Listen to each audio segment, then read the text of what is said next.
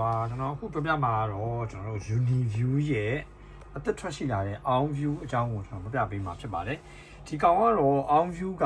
အခုကျွန်တော်တို့သူက Color Hunter ပေါ့နော်သူက Braille ဆိုရင်ကျွန်တော်တို့ကညဘက်လုံးဝမှောင်မဲနေတဲ့အချိန်မှာတော့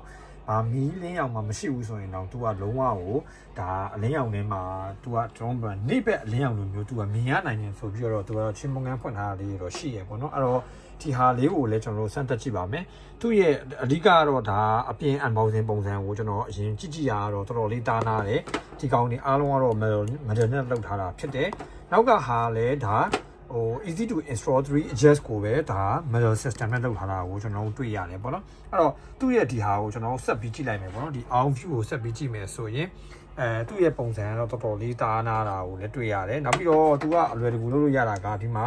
micro SD card လည်းထည့်လို့ရတဲ့အပြင် stand alone သူရက်တည်လို့ရတယ်ပြီးတော့ reset button ပါတယ်ဆိုတော့ကျွန်တော်တို့ password တွေဘာညာတွေမေ့သွားခဲ့တယ်ဆိုရင်လည်း reset button နှိပ်ပြီးတော့ default ချလို့ရတယ်ပေါ့နော်ဒါကတော့သူ့ရဲ့အားသာချက်တစ်ခုလို့ကျွန်တော်တို့ဖြစ်နေရပေါ့ပြီးတော့အစင်နဲ့တော်တော်ပြေတာကိုတွေ့ရတယ်ဆိုတော့ကျွန်တော်တို့ကဒီဟာကိုအဓိကပါဆိုရင်သူကတော့အပါချာပို့ပြီးတော့ကျယ်ဝါနိုင်တယ်လို့တော့ကျွန်တော်တို့ကထင်တယ်ပေါ့နော် view လည်းပို့ပြီးတော့ကောင်းလာနိုင်တယ်